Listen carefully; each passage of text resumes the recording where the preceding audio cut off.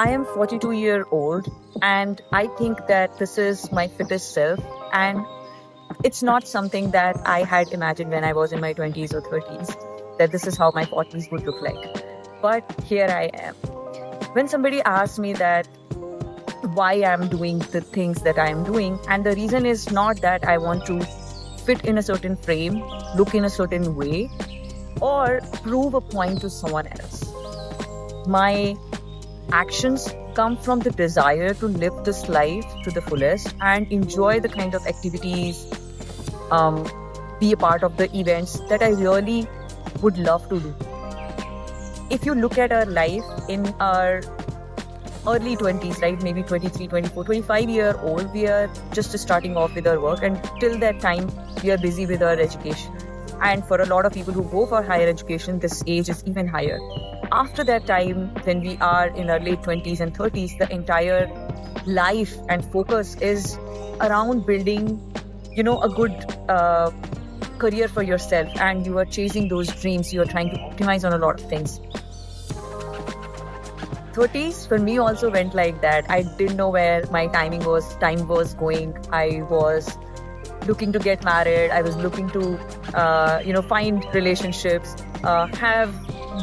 be in relationships, and then break up from them, move on, and things like that. A lot of things keep happening because we are still in the phase where we are trying to settle down and we are trying to figure out a space for ourselves. I think in my late 30s only I felt that I have that freedom now, because in terms of stability in my life, I have certain stability. In terms of financials, I have certain financial stability as well. And I am not much bothered about the fact that how people perceive me. So late 30s, 40s is the time when I started feeling that, I can do a lot of things. Fortunately, my fitness has allowed me to be the way that I expect to be now. And I'm really, really thankful for my 20s self that started being very cautious about my strength training, the kind of food that I eat. So I started doing strength training when I was 24-year-old. So all these years, things have evolved for me, the way I look at fitness. But one thing that I have always been thankful about to myself is that the time that I started and never left it. So trust me, at any point of life, wherever you are, there will be a lot more things that you would like to experience in life. And you don't want your fitness to be the block for it. And these activities need not be a very physically intense activities, right? A lot of people will say, I don't want to climb mountain, I don't want to travel a lot. But I mean that even the smallest of things that you can think of, doing your household chores by yourself, lifting your groceries, climbing stairs, and even like very basic physical activities that you go and do it in the resorts. If you're not able to enjoy these activities, if you're not being able to be a part of a group or even play with your kids, then what's the point of having all this money that you are saving, this career that you are making, if your fitness is not there?